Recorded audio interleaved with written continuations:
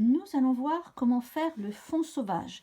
Le fond sauvage, c'est tout ce fond que nous voyons sur cet ouvrage-là, qui est en fait une alternance de points fermés avec épingle et de points ouverts. Voilà le carton pour faire le fond sauvage. Comme tous les fonds, le fond sauvage n'est généralement pas travaillé seul. Donc, on aura souvent à crocheter les paires dans un ouvrage.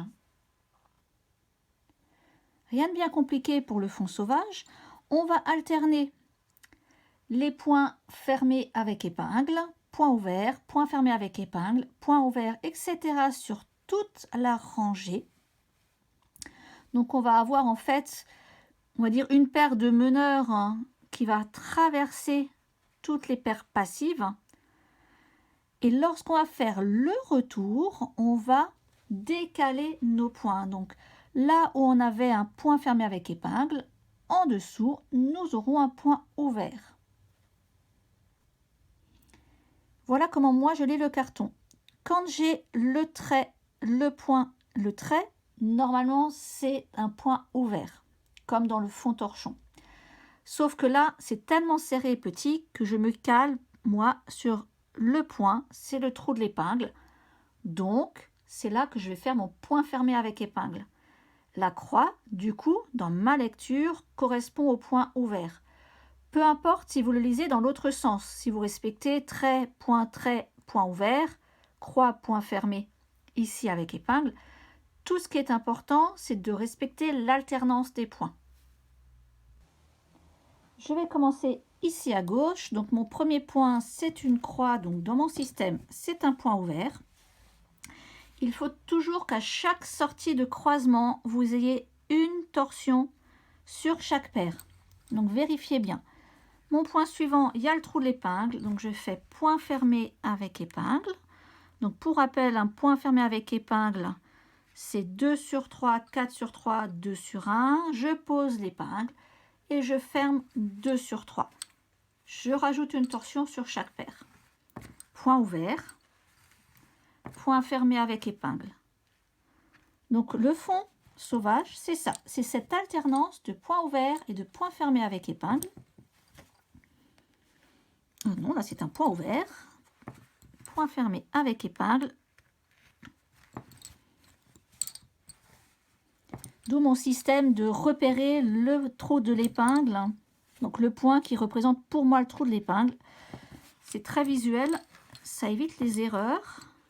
Vous voyez, le travail ici est assez serré.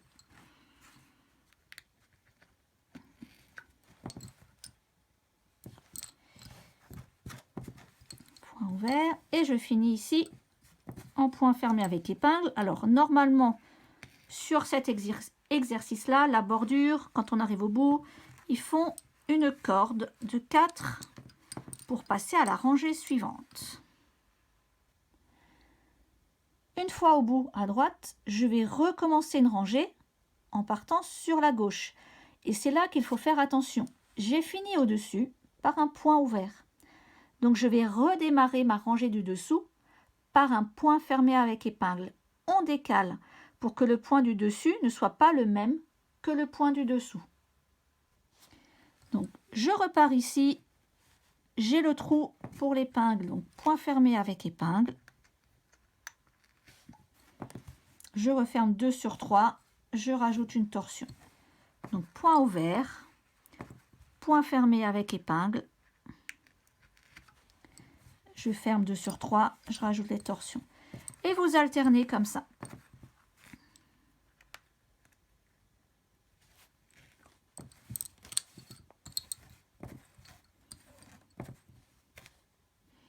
C'est un fond qui va se mettre en place au fur et à mesure. Enfin, on va le voir vraiment apparaître quand vous aurez fait plusieurs rangées.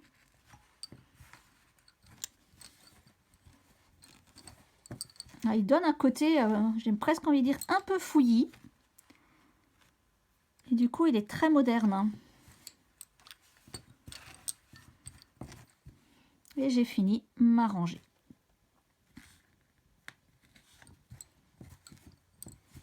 Là, je suis au bord. Donc, si je vais faire ma rangée suivante, Je vérifie en dessous, ce sera point ouvert, point fermé, point ouvert.